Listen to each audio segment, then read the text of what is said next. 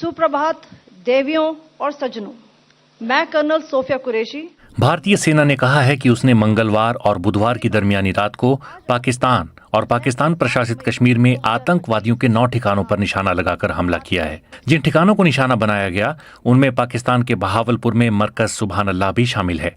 इस हमले के बारे में जानकारी देते हुए भारतीय सेना की कर्नल सोफिया कुरैशी ने बताया, मरकज सुबहान अल्लाह भावलपुर ये इंटरनेशनल बाउंड्री से 100 किलोमीटर दूर है।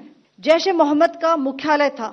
यहाँ पर रिक्रूटमेंट, ट्रेनिंग व इंडॉक्ट्रिनेशन का केंद्र भी था। शीर्ष आतंकी अक्सर यहाँ आते थे। भारत की टारगेट लिस्ट में है बहावलपुर। भारतीय रक्षा विशेषज्ञ अजय शुक्ला मानते हैं कि भारत की टारगेट लिस्ट में बहावलपुर एक अहम स्थान रखता है। अजय शुक्ला कहते हैं, जैश ए मोहम्मद यहां अपनी ताकत को बरकरार रखता है।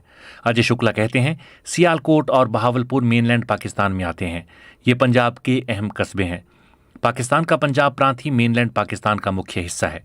ये कहना गलत नहीं होगा कि बहावलपुर पर हमला मेनलैंड पाकिस्तान के भीतर भारत का हमला है। हालांकि अजय शुक्ला कहते हैं कि बहावलपुर पर हमला अचंभित करने वाला नहीं है। उन्होंने कहा, बहावलपुर पर हमला अचंभित तो नहीं करता, लेकिन सामान्य भी नहीं है। भारतीय सेना की टारगेट लिस्ट में आतंकवादियों के कई ठिकाने होंगे। जाहिर है इनमें बहावलपुर भी रहा होगा। हालांकि पाकिस्तान के रक्षा विशेषज्ञ मानते हैं कि बहावलपुर का पाकिस्तानी सेना के लिए कोई खास महत्व नहीं है। पाकिस्तानी सेना के रिटायर्ड ब्रिगेडियर महमूद शाह ने बीबीसी से बात करते हुए कहा, बहावलपुर में पाकिस्तान की रक्षात्मक प्रणाली भी कोई खास मजबूत नहीं है। पाकिस्तान जितनी अहमियत लाहौर या कराची को देता है और जैसी रक्षात्मक प्रणाली पाकिस्तान सेना वहां पर तैनात रखती है, वैसी बहावलपुर में नहीं रखती। भारत ने अपने हवाई क्षेत्र के भीतर से हमले करने का दावा किया है। इस पर अजय शुक्ला कहते हैं, आजकल भारत के पास उन्नत मिसाइल और बम हैं। भारत के पास जो हथियार हैं उनसे वो अपनी सीमा के भीतर रहकर बहावलपुर जैसे ठिकानों पर सटीक हमला कर सकता है। ऐसे में भारत का अपनी सीमा के भीतर से बहावलपुर को निशाना बनाना हैरानी की बात नहीं है। क्या बहावलपुर में हमले से और बढ़ेगा तनाव? अजय शुक्ला कहते हैं, इस आशंका को खारिज नहीं किया जा सकता है कि तनाव आगे और बढ़ेगा। क्यों अहम है बहावलपुर? बहावलपुर पाकिस्तान के पंजाब प्रांत में सतलुज नदी के दक्षिण पूर्व में बसा एक बड़ा कस्बा है और पाकिस्तान का 13वां सबसे बड़ा शहर है।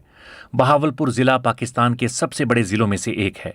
यहाँ सतलुज नदी के करीब उपजाऊ मैदान हैं और चोलिस्तान का रेगिस्तान भी फैला हुआ है। ये रेगिस्तान भारत के थार रेगिस्तान तक पहुंचता है। इस जिले का लगभग 2/3 हिस्सा रेगिस्तानी है।